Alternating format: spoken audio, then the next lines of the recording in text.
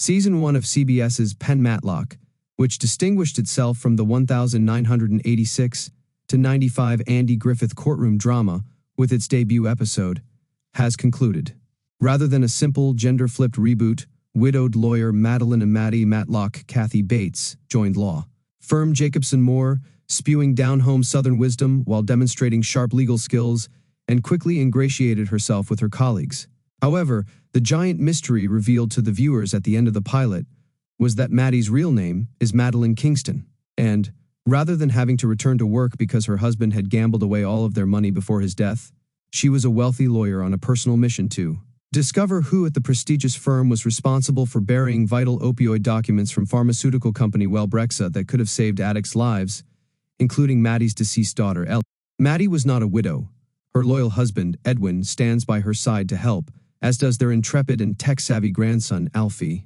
As Season 1 progressed, Matty attempted to remain under the radar in her investigation, but she was surprised to discover that she had bonded with several of her colleagues, including fierce lawyer Olympia Lawrence Sky P. Marshall, who was an early suspect but was eventually cleared by Matty. However, one of the many surprises in the 2-hour conclusion and tricks of the trade was that Olympia's ex-husband, fellow lawyer Julian Markston Jason Ritter, was responsible for hiding the evidence. This knowledge was discovered by Olympia herself, whose world was already tense when she confessed in the April 3 episode that she knew Matty's name was not Matlock, and he had been lying to her and everyone else since joining Jacobson Moore. Matty and Olympia had become the closest of friends during that period, which saddened her deeply. Aside from Olympia discovering Julian was responsible for the missing Wellbrexa file, the consequences of which will be revealed in the second season, there were a few other surprise endings. So Variety spoke with executive producer Jenny Snyder-Ehrman about all of the surprises and how they'll influence Season 2. It was always intended to do it early, see what occurred next, and catapult us deeper into the tale for the second season. We wanted to put up a barrier for these two women whose love story we've witnessed unfold. When we first presented the season arc, that scene was in episode 13.